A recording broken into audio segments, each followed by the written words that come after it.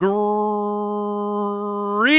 and welcome, internet friends. Me and my algebuddies are hanging out here. We're talking about last night's quest, which was like simplifying exponents using their properties and stuff. And so here's a select problem from the homework, and I've got question 5 right here. So this is -7 all to the 0th power. And friendos, does anyone have any thoughts?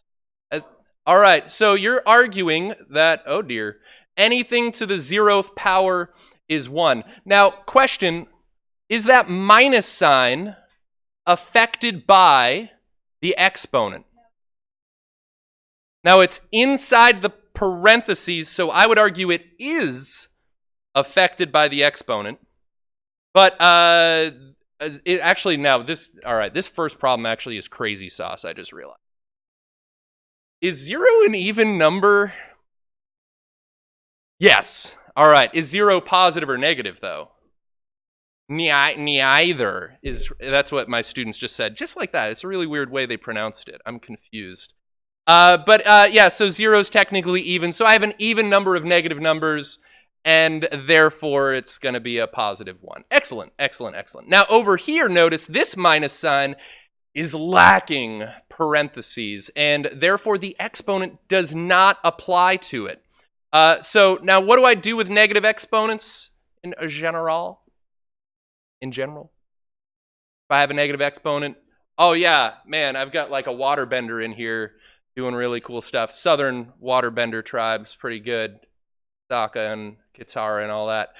So I'm going to move that base and its exponent downstairs, and its exponent's going to become positive, because it's like, I don't like living upstairs. I have to carry the groceries up 2 flights. Yeah, they don't like that. And the 6 is unhappy living downstairs because that 3 has been playing like Guitar Hero World Tour on their drum set, and the bass drum just like 3 in the morning? Come on, guys. No thanks. And so 6, we're going to move them upstairs. Now, there is an additional component. This minus sign is just hanging out, unaffected by any of those exponents. So let's see what I got. I've got a minus sign. I've got a fraction. 6 is now up top, and it's squared of the positive variety. And 3 is on the bottom, and it's cubed of the positive variety. So I've just kind of swapped those locations. Now, what's tricky about these problems is that we've got so many different properties, and each problem can be technically attempted in a variety of different ways, but as long as we're all obeying the laws of math, we'll all eventually get to the same destination. So now, these numbers are small enough, I would argue, as far as the question, that's a very good question. How do you know when it's simplified? How do I know when I'm done? Because these numbers are going to be reasonably small, like, I don't know, less than 1,000. Let's say, I'll evaluate those. So 6 squared is 6 times 6, which is 36. And yeah, this negative sign, oh, that's actually another point. I'll write that in a minute. 3 cubed is 3 times 3 times 3, which is 27. And that minus sign is still hanging out. Now, there are 3 possible ways you could write this minus sign. You could write it up top. You could write it on the bottom. And you could write it out front. All of those are mathematically equivalent. I feel like the weird place to put it would be in the bottom, but it's not wrong. Question? Comment? Oh, okay. So when a negative is inside the parentheses, it was affected by the exponent. When a negative is, so let's say if I have -2 squared versus -2 squared, I realized I said those and they sounded exactly the same. -2 all squared would mean -2 times -2, which is, there's 2 pairs of negatives, so it's now positive. They paired up to become buds. Whereas this minus sign, this technically meant the opposite of 2 times 2. The exponent only applied to that base, not including the sign. And so this is the opposite of 2 times 2, so that would be -4. That's a little, that we'll get used to that over time, I promise.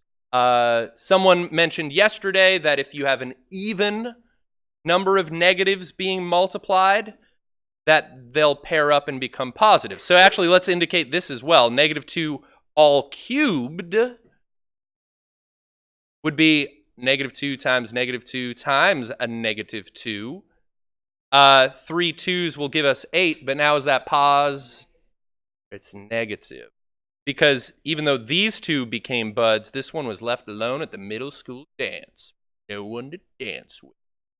So let's see. 36 over 27. Now, can I simplify that based on my previous knowledge of the pre-algebra and the algebra? Yeah, what's a number that goes into both of those? Now, originally, when I was working with some students during ACE, I said 3, which was true. It just wasn't the largest number that went into both of those, but that's fine. Progress is progress. 9 goes into both of those. 9 goes into 27 3 times, and 9 goes into 36 4 times. And so I'm left with the opposite of 4/3. Yeah. And now I know I'm done because I have no negative exponents. Anything that would have been a common base has been combined, which doesn't quite apply to this question yet. There are no parentheses remaining. And the nombres were simplified when I was able to simplify them.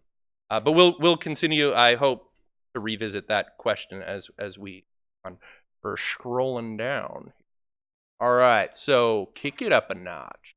All right, so now when looking at this, what is one property, one thing I could change to make it simpler?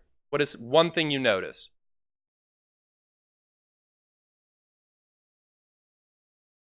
X to the 0 is just going to become 1. And multiplying anything by 1 does nothing. It's called the multiplicative identity, in case you're wondering. Yeah, so that's going to end up being negligent in the end. What's another thing that I could do, another property I might apply? However you'd want to describe it.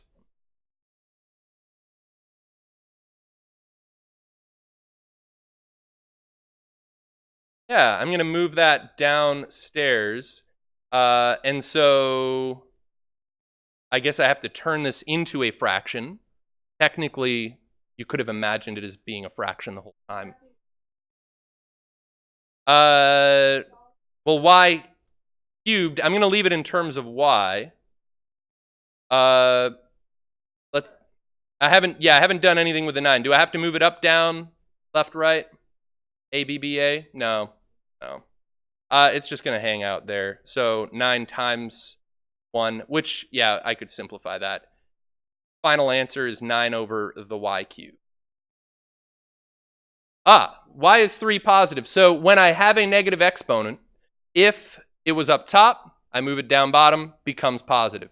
If it was on the bottom, I move it up top, and it becomes positive. Did I say that sentence correctly? I don't know.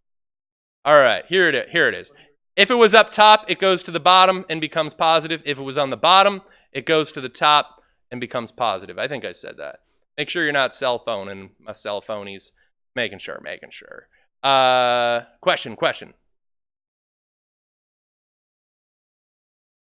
Yes. Good question. So I'll rewrite that over here. So 9, I'll write it here. 9x to the 0, y to the -3.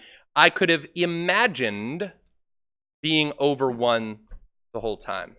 All right, so if there's no fraction bar shown, you can assume that everything's in the numerator. All right, let's see. I'm going to cruise through this one quicker. So here we go. Z to the 0, just 1. Boom. And maybe you're already uncomfortable with the fact that we're getting a third letter of the alphabet in algebra. Look out. Z is showing up if you come from across the pond. Maybe not. I've got international. Gotta respect them. X to the -7, I can move up top. y to the negative 6, I can move to the bottom. Ooh. 8 to the negative 1. What should I do with that? Yeah, move it on up. All right, I've got a whole bunch of colors going on here. I don't think I have a plan to this, but it's just happening. So I'm going to rewrite this as 8 to the first up top. 2 squared. Tell you what, let's make that 2 squared into a 4. Why is the what? Oh, 2 squared is saying students are helping each other, which is awesome. They said because the exponent was already positive, right? So if someone's happy living upstairs, don't mess that up. We're happy, right? Don't. A single having a negative exponent moving downstairs is what I do. But it's just the exponent that I'm looking at.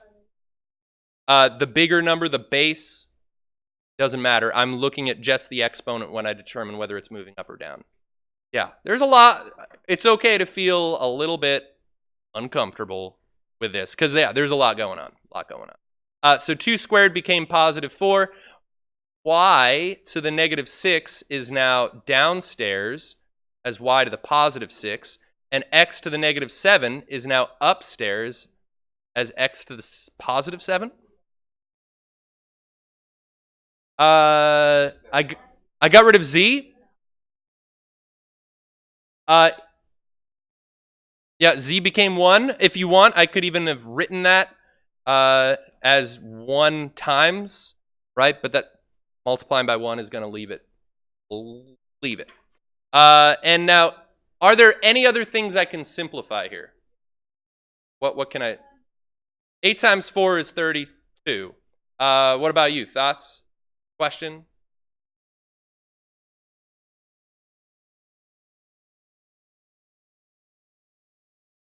Only if the exponent is negative.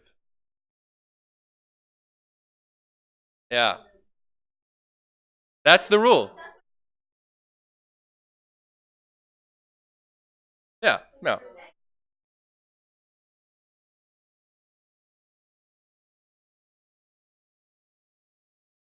A negative at the bottom goes up top. All right.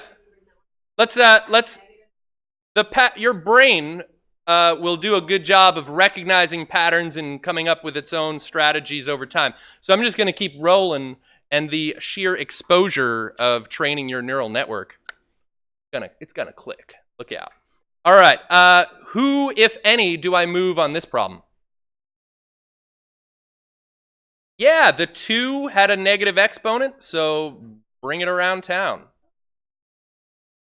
The m had a negative exponent, so bring it on down.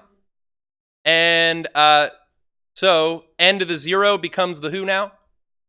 1, that's right. So that's just going to disappear. I'll put a 1 down there for fun. I don't know.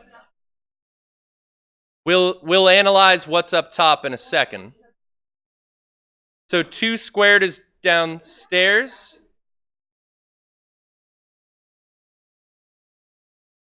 And so the great conversations taking place right now, students are asking, everyone moved out from the upstairs apartment. So what?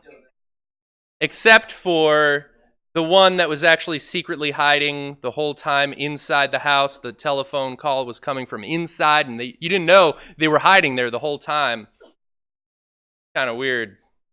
But yeah. So you got to write a 1 there. If I wrote a 0, that would change the whole fraction to 0, and that's not accurate. So no, the 1 is the appropriate thing. And so let's simplify this. So I've got 1 over, what's the 2 squared now? 4 and m to the 3rd. And I know I'm done. To go back to that earlier question, how do you know when you're done? And so I'm looking for a few things. There are no negative exponents. There are no parentheses.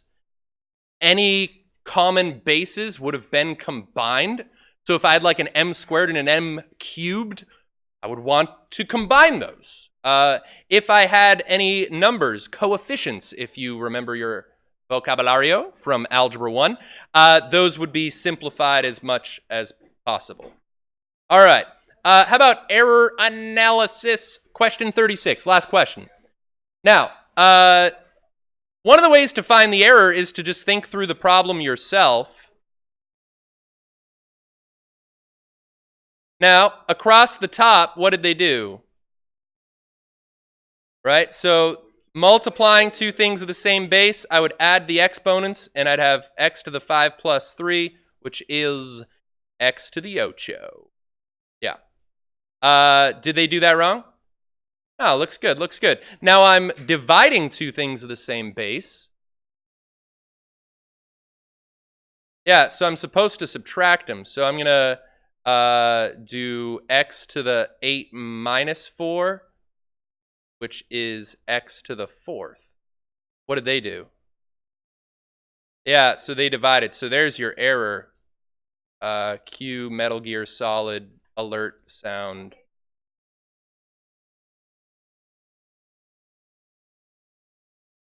Ah. Let's see if I got my rule right here. When multiplying two things of the same base, you add the exponents. When dividing two things of the same base, you subtract the exponent. All right, well, internet friends, this is where we leave and say our goodbyes. But me and my real-life friends, besties, are going to hang out and keep on working. Have a great day.